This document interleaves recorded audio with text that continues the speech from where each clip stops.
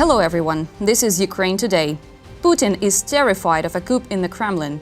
Who from his inner circle might strike the dictator in the back?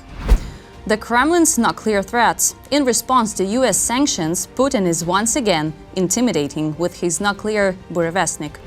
Ukrainian flamingos visiting Moscow. Kyiv has tested its new missiles. Easy reach to the Russian capital. More often and deeper, increase the area of destruction with Ukrainian long-range weapons deep inside Russia. The president of Ukraine has issued the order to the military. In Russia's Far East, residents of Sakhalin have experienced all the perks of life without electricity, heat, or even water. The first blackout in the occupying country. All this and more in detail ahead. My name is Sofia Meleshko, and we're starting. Don't forget to like and subscribe to our channel, and also support us with a comment and tell us the city or country you're watching us from. It's very important to us. Ukrainian flamingos visiting Moscow, or you can play this game in pairs. The defense forces tested the capabilities of the Ukrainian missile on the Russian capital.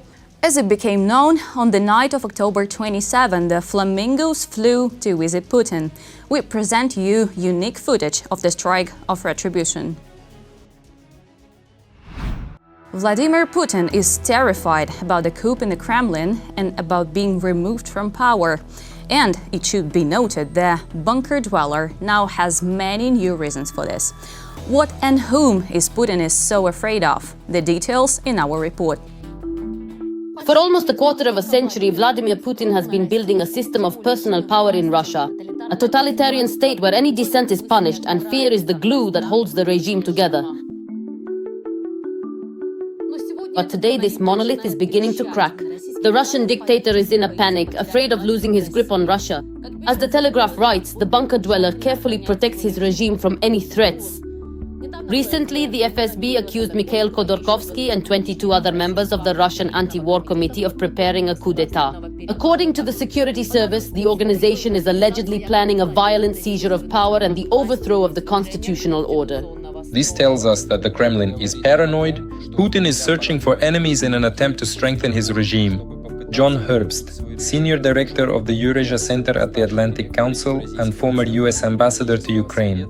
After spending 10 years in a Siberian prison, Khodorkovsky was released in 2013 and fled to Europe, where in 2022 he founded the Anti-War Committee. In an interview with The Telegraph, he stated that the FSB's accusations are a reflection of the Kremlin's fear of the future and the issue of power transfer. What do we have in Russia? A prime minister whom no one elected, but who was appointed by Putin. Courts appointed by Putin, a parliament whose seats were filled as a result of fraudulent elections, and in whose legitimacy no one believes. Mikhail Khodorkovsky, Russian entrepreneur and publicist. They couldn't care less about the liberals who fled after being neutered. They're not afraid, not in the slightest. They're afraid of each other, of the same kind of predators, those who circle around you, smile in your face every day, and swear loyalty. Those are the ones who can do something. And Putin knows this perfectly well. And Prigozhin's mutiny, even if it was staged, clearly showed that no one is going to defend him. Neither the National Guard, nor the police, nor the rank and file, nor the generals. No one cares, no one gives a damn. And that's why Putin is afraid. And indeed, fear becomes the key word. The dictator is cornered, and the economic situation only heightens the anxiety. Russia's Minister of Economy, Maxim Reshetnikov, has admitted the country is on the verge of a recession. The banking system is suffocating under the debts of defense enterprises. According to Harvard analyst Craig Kennedy, $190 billion in loans have been issued to defense industry companies without guarantees. And now this bubble could burst at any moment. Moreover, Ukrainian drones have destroyed more than half of Russia's oil refineries, forcing the country into huge lines at gas stations and causing a fuel shortage. New sanctions from across the ocean have only intensified the blow. Donald Trump imposed the most painful restrictions since the start of the war. The giants Rosneft and Lukoil have come under attack. Now China and India are reducing their purchases of Russian oil. Almost 3 million barrels per day are at risk.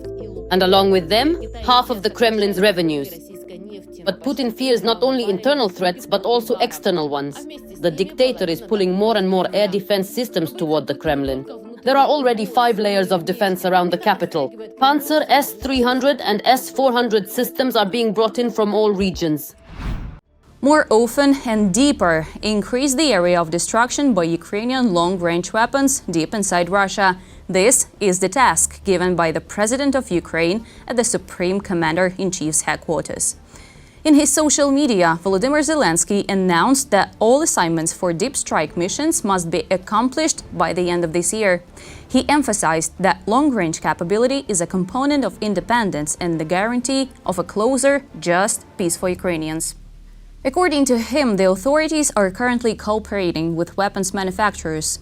The most effective ones receive long-term contracts for 3 years, and the president promised to personally check at each meeting the results, both of strikes on Russia and the pace of production and supplies. I thank every unit and every element of Ukraine's defense and security forces for their precision. I thank our manufacturers, those who are fully delivering on the tasks set. The funding is secured. We are working practically on a daily basis on air defense as well, engaging with every partner that can help with air defense systems and also with missiles. Nuclear threats are flying again from the Kremlin. In response to very serious sanctions by the US, Putin is brandishing his nuclear burvestnik and conducting drills. But is that burvestnik really as scary and effective as the Russian dictator portrays? Experts say there are many questions already accumulated about the new wonder weapon. The Kremlin has once again boasted about its superweapon, another unparalleled weapon for intimidation and propaganda. There's not enough gasoline, factories are burning, the country's finances are a complete mess, and so on. Yet they're still trying to test some kind of super weapon, their next so-called wonder weapon. This time, they brought out the nuclear missile burvestnik into the spotlight, and Putin did it personally. He said that supposedly they had conducted a test of this nuclear cruise missile. Naturally, it's still a unique product, something no one else in the world has. Moreover, I remember very well the time when we made the announcement that we were developing such a weapon. It was a significant moment, and even highly qualified specialists, people with a great deal of experience and expertise, told me that yes, it is a good and worthy goal. However, they also expressed some reservations, suggesting that while the objective was admirable, there would be challenges to overcome. In the foreseeable historical future, it would be unachievable. And now the decisive test has been completed. The burvestnik tests themselves supposedly took place on October 21st, as reported by Gerasimov. The results were meant to inspire fear. During the missile's flight, all assigned vertical and horizontal maneuvers were performed. Thus, its high capability to bypass missile defense and air defense systems was demonstrated. How many thousand kilometers? 14,000. 14,000? And it stayed in the air for? Well, about 15 hours. And that's not the limit? Not the limit. It's obvious that this is how the terrorist state is responding to the sanctions imposed by the United States. And it would sound threatening, if not for one nuance. It's the Russians themselves who should be afraid. The burvestnik is by no means a new missile. Its development began in Russia back in 2001. However, it was Putin who publicly announced it, only in 2018. At that time, he claimed that the burvestnik had an unlimited range and its flight path could be unpredictable. It would be worth clarifying what the consequences of a launch are. After all, it's not for nothing. In the US, burvestnik was nicknamed the Flying Chernobyl. The missile is dangerous because if the reactor is destroyed, if it's shot down, or if it crashes or has an accident, a large area will be contaminated, a fairly large area, and no sane person wants that. That's why the Americans abandoned this environmentally unfriendly project back then. The Kremlin is not interested in the consequences, so development continued and the disaster still occurred. Do you remember? There was an explosion in Nanox, some kind of nuclear, incomprehensible such, some kind of non-nuclear, but some kind of incomprehensible explosion, after which the radiation level in Severodvinsk jumped sharply. They say that this rocket exploded their petrol. This incident happened in 2019. It was then that the tests ended in a radioactive disaster. Employees of Rosatom and the Ministry of Defense were killed. However, this is far from the first case and definitely not the last, when nuclear missile tests went far from according to plan. From the most recent, just in September of last year, another one of these unparalleled missiles, the Sarmat, exploded during launch in the silo. Satellite images at the time recorded severe damage to the launch complex at the silo site. a huge crater. Returning to the petrol, up until now, there have been reports of 13 missile tests. Of those, only one is considered successful. At that time, the missile flew 35 kilometers, and the longest flight of the burvestnik lasted only 2 minutes. That was precisely when it flew those same 35 kilometers. At the same time, the Kremlin, of course, never missed a chance to boast about successful tests without any evidence. Putin himself claimed a successful flight of the burvestnik, and in October of 2023, all of this, of course, was accompanied solely by words. And even if we assume, I'm not going to get into any special details or anything like that right now, that they actually managed to do it, even if we suppose they succeeded with a single unit, well, maybe with two, it's something like the Oreshnik, which no one has really seen yet, right?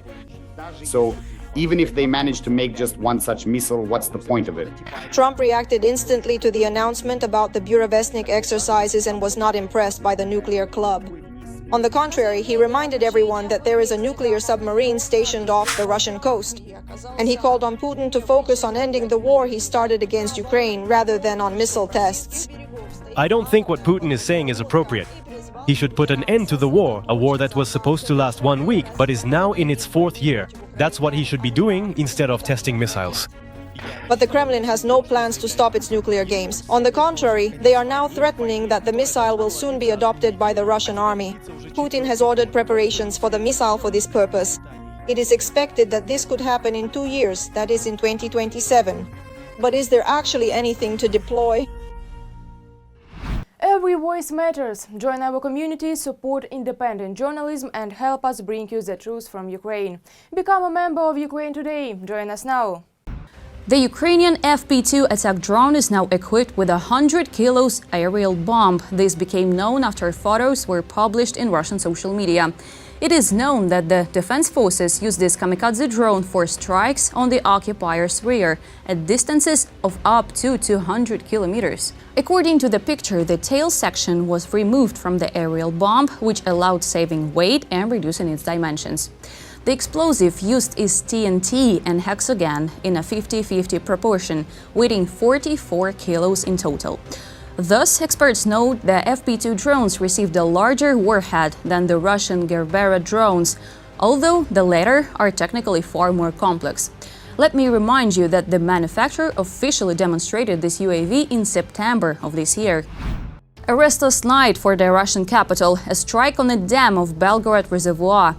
The Ukrainian armed forces liberated a village in the Dnipropetrovsk region, but the dictator is not giving up. Putin still wants to seize 4 regions. About all this and other events at the front and around it in our material. The Russian capital has come under drone attack for the 2nd time this month. A mobile fire group was even stationed near the Kremlin, apparently to protect the main object of Russian military infrastructure. According to reports from the Russian side, 34 Ukrainian drones were shot down over Moscow and the Moscow region. Moreover, it was reported that a drone impacted the territory of an oil refinery facility, followed by a detonation. Ukrainian drones did not visit only Moscow, they targeted at least 10 regions of Russia. Even propagandists are acknowledging the attack, writing that the carpet plan was activated at some airports and that there is infrastructure damage in the regions. Drones attacked the dam of the Belgorod Reservoir, which is considered a strategically important target in the war against Ukraine. A strike on the dam in Belgorod region effectively neutralizes Russian logistics, both in terms of immediate supply deliveries for Russian troops engaged in active combat on Russian territory itself. This includes the Tver region, the Glushkovsky and Totemsky districts, as well as, first and foremost, the units of the occupying army in the temporarily occupied territories of the Kharkiv region. Another victory in pushing back the occupiers. The defense forces have cleared Yegorovka village in Dnipropetrovsk region from Russian sabotage and reconnaissance groups, according to Ukraine's armed forces. Over the past week, Ukraine's defense forces have liberated a number of settlements. This effectively puts the Russian dictator's plans to create a broad so-called buffer zone in the Dnipropetrovsk region on hold and prevents the use of this factor as an element of military political pressure on both the United States and Ukraine in the context of Russia's vision for ending the war. Meanwhile, the chief of the General Staff of the Russian Armed Forces, Valery Gerasimov, reported to the Kremlin leader about the successes of the occupying army in several directions and about the encirclement of dozens of Ukrainian battalions. The strategic goal of the Russian army and political leadership is to establish full control over the territory of the Dnipropetrovsk region. All the plans of the Russian command to expand the theater of military operations at the expense of the Sumy, Kherson, Kharkiv and Zaporizhzhia regions are the so-called Thousand Guys tactic, which aims to divert the operational reserves of the General Staff of the Armed Forces of Ukraine from the main direction of the Russian strike. Where Putin and his army are not welcome, all possible weapons are traditionally used against civilians. On Sunday, October 26th, Russian terrorist forces attacked a passenger minibus that was traveling along the highway towards Sumy. According to preliminary reports, 5 people were injured, including a minor child. 1 person is in serious condition and has been hospitalized. Putin's worst nightmare is not only Ukrainians but also Russians. The Russian FSB has accused former oligarch Mikhail Khodorkovsky and 22 other members of the anti-war committee of attempting a coup. Khodorkovsky, who is in exile in London, denies the allegations. In the Russian Federation, one can only become an oligarch with the permission of the current authorities of the Russian security services. Accordingly, even a former oligarch cannot exist politically on their own without the appropriate actions of either the political authorities or, respectively, the Russian security services. Donald Trump stated that he could very quickly reconcile Afghanistan and Pakistan. The US president also responded to Putin's threats regarding the burvestnik missiles and advised him not to do that again. The information about the burvestnik test is based solely on statements from the chief of staff of the occupying country's army, Gerasimov, and statements from the Russian dictator. Moreover, it should be noted that the United States did not deploy the Boeing radiological monitoring aircraft on the day of the tests, nor on the days before or after. This aircraft is used to study the atmosphere for the presence of radioactive substances in the air. Ukraine is arming itself. Despite the difficulties, the state order for Flamingo missiles will be fulfilled by the end of the year. This was announced by the President of Ukraine, Volodymyr Zelensky. In addition, Ukraine is ready to open a factory for the production of Gripen aircraft. This week, our country and Sweden have already signed a preliminary agreement for the supply of about 100 Gripen aircraft of the new modification. And it seems this is only the beginning of the cooperation. In Russia's Far East, residents of Sakhalin had a first-hand acquaintance with the joys of life without electricity, heat, or even water.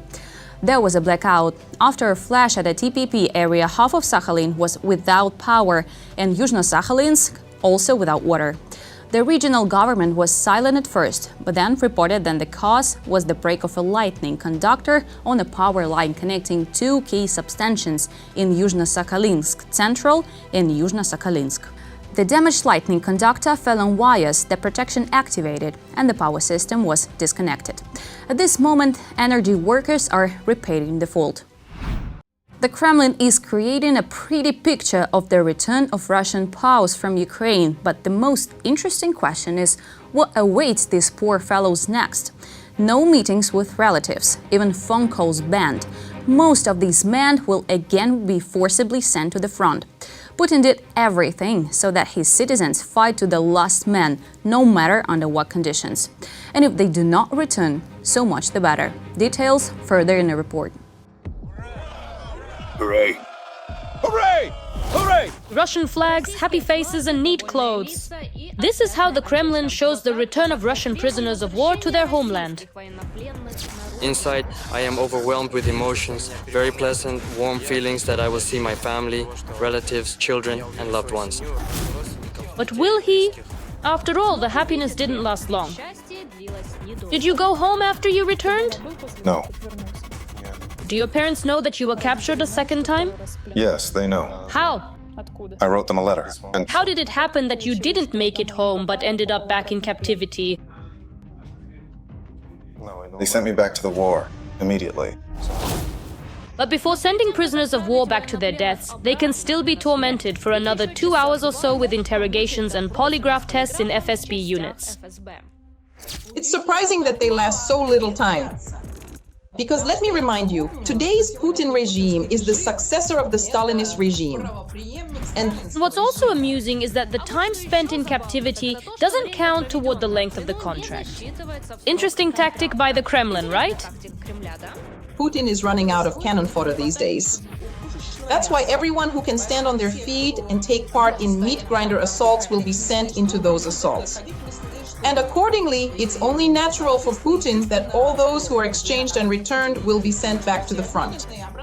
And no one is planning to let them go anywhere, because these are already the slaves that the regime has marked as its own. And of course, there is no provision for rest, meeting with relatives, or, God forbid, rehabilitation in Russia. After all, you haven't fulfilled your duty to the end. Just imagine, for a moment that they come home after being in Ukrainian captivity, and they start telling what is happening at the front and what happened to them while they were prisoners in Ukraine.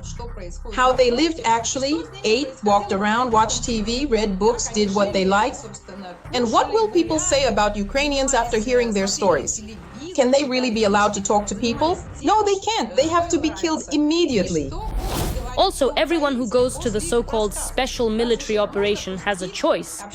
Everyone is given instructions on how to act so as not to be captured.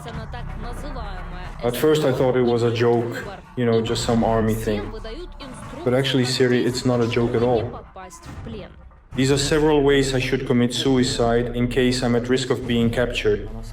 And also, in general, Russia creates the most comfortable conditions possible for its soldiers and provides everything they need. But apparently water didn't make it onto that list. We drink whatever we can, and we'll figure it out from there. Apparently, Putin doesn't really care that much about actually bringing his citizens back.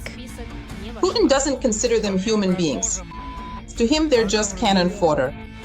Whether they have water or not doesn't matter to him. If there's no water, they'll just drink from puddles. But the main thing is, go and die for the Führer. Putin really does believe there are plenty of people.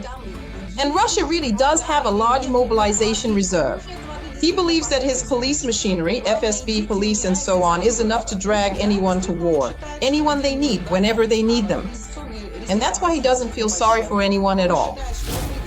But there are also those who do manage to return home after the war. Apparently, they were lucky enough not to be captured or poisoned by the supposedly crystal clear water from the ground. Но бывают и такие, кто все же возвращаются домой после войны. Им, видимо, повезло не попасть в плен и не отравиться кристально чистой водой. Contract soldiers can have a set term, and when their contract ends, they can return. But of course, if someone was already in prison before the war, their mental state wasn't great to begin with. And then after fighting in the war, they completely lost it. So there's really nothing surprising about that. Let's remember that Putin doesn't consider anyone human, so there's no need to care about them, and they don't get any psychological help. At first, they promised to come back, and not empty-handed either. We'll come back. With victory. But in a situation where you're fighting to the death on the front lines for Putin's dreams, it would be good just to make it back at all. But unfortunately, even that isn't provided for in Russia itself. The oil company Lukoil has announced plans to sell its international assets after the United States imposed sanctions against it and its subsidiaries. In the company's release, which, by the way, was issued in English only, it is specified that the sale will be carried out in accordance with a license issued by the U.S. Treasury's Office of the Foreign Assets Control. Meanwhile, according to the Bloomberg, the U.S. gave Germany a 6-month deadline to resolve the issue of ownership of the German assets of Rosneft. This will allow it to be temporarily removed from American sanctions. Recall that Rosneft Deutschland owns shares in 3 German refineries, which account for 12% of the country's total refining capacity. After the full-scale invasion, the authorities confiscated the asset. But so far, they have not been able to sell it. Negotiations with Qatar failed because the parties could not agree on price. Germany is now evaluating the US proposal. The energy ministers ought to agree this week. That's all for today. Thank you for watching. Subscribe to our channel, leave a like, also support us with a comment and indicate the city or country you're watching us from. And whether your compatriots support Ukraine in our righteous struggle, it is very important to us. See you soon. Glory to Ukraine.